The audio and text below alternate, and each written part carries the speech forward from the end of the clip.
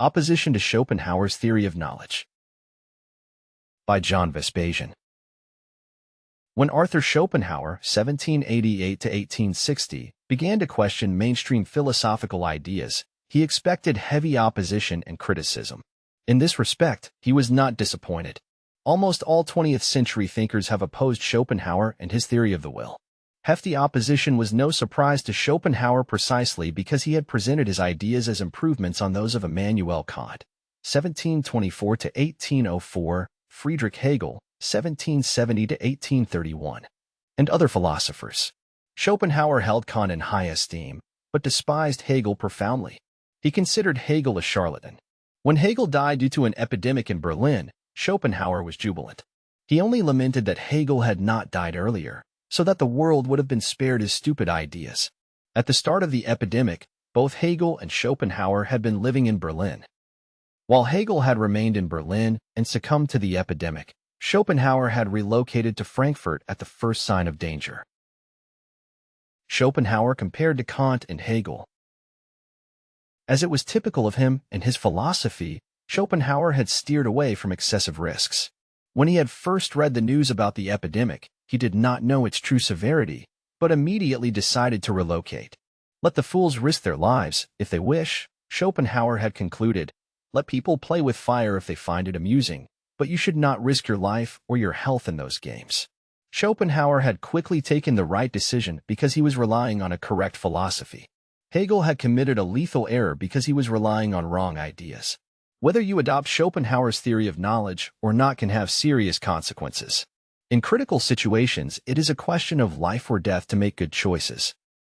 In the face of severe danger, improvisation, wishful thinking, and self-delusion may cause severe harm. They can push you in the wrong direction and lead you to quasi-suicidal behavior. In his Critique of Pure Reason 1781, Kant had sustained that human understanding is limited. Hegel had then theorized that the cosmos is driven by an absolute spirit. Society and all individuals are driven by this spirit, according to Hegel. Impact of Schopenhauer's theory of the will. Schopenhauer predicated the contrary. He said that humans can understand everything and draw correct conclusions on all subjects, provided that they take into account the distortions or delusions created by the will. According to Schopenhauer's theory of knowledge, the will, life force, can diminish our reasoning ability in three ways. First, it can prompt us to pursue goal after goal, endlessly, with no assessment of the costs involved. Second, the will can make us underrate the difficulty of projects and overrate our chances of success. Third, the will can prompt us to pursue immediate pleasure or fulfill short-term desires at the expense of happiness in the future. Schopenhauer viewed the will as a constant, chronic source of disruptions in human thinking and action. When it comes to taking decisions, you should be aware of the influence of the will. If you do not remove such influence, your conclusions are bound to be incorrect. In his works, The Phenomenology of the Spirit and The Science of Logic, Hegel had totally overlooked the influence of the will. Hegel's logic was faulty. Thus, when the epidemic came to Berlin, he took a wrong decision and quickly perished. Schopenhauer compared to Karl Popper.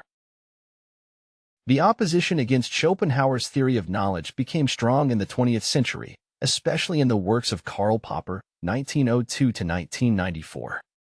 Popper, an Austrian-British philosopher, came up with the philosophy of falsifiability. His main books are The Logic of Scientific Discovery and Conjectures and Refutations. According to Popper, scientific theories should be subjected to falsification instead of verification. He regarded as scientific theories only specific predictions that can be tested and proven wrong, if they fail to pass the test. Popper was against verification because he distrusted proofs gathered by experience. Repeated confirmations by experience don't necessarily mean that a theory is true. Instead, they could mean that a correlation exists, or that the test had been wrongly designed. Unless a test allows to falsify a theory, we should not regard it as scientifically proven, concluded Popper. Note that Popper is taking for granted that the human mind can ignore the bias created by the will. Popper had rejected the warnings given by Schopenhauer, and in doing so, he took science downhill. If you don't believe me, take a look at scientific publications today. They claim to be truthful because they follow Popper's paradigm, but some of their conclusions seem faulty. I would not be surprised if they have been influenced, consciously or unconsciously, by the will. Schopenhauer compared to Ludwig von Wittgenstein. Another Austrian-British philosopher, Ludwig von Wittgenstein, 1889 to 1951, has also exerted opposition to Schopenhauer. The two principal works by Wittgenstein are his Tractatus Logico-Philosophicus and his Philosophical Investigations. I cannot help comparing them to Kant's Critique of Pure Reason, 1781, and Critique of Practical Reason, 1788. The books by Wittgenstein reproduce the pattern of those by Kant. The pattern is the following. After the author, Wittgenstein or Kant, had realized that his first book contained errors, he wrote a second book to amend them, but in doing so, he made even bigger mistakes.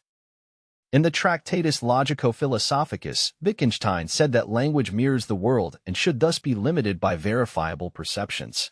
Thus, he categorized statements about ethics, religion, culinary, or artistic taste as unspeakable, that is, as unworthy of philosophical discussion.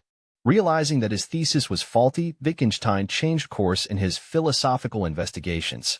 This time, he did accept ethics, religion, culinary, and artistic matters as worthy of philosophical discussion, but categorized them as language games to be assessed in a specific social context. In his philosophy books, Wittgenstein addressed no real-life issues and provided no practical advice to readers. He paid no attention to Schopenhauer's insights and, as a result, suffered the influence of the will. I am convinced that people familiar with Schopenhauer's wisdom can do better than that. If you are interested in applying rational principles to your life here and now, I recommend you my book titled The 10 Principles of Rational Living. For more information, go to johnvespasian.com.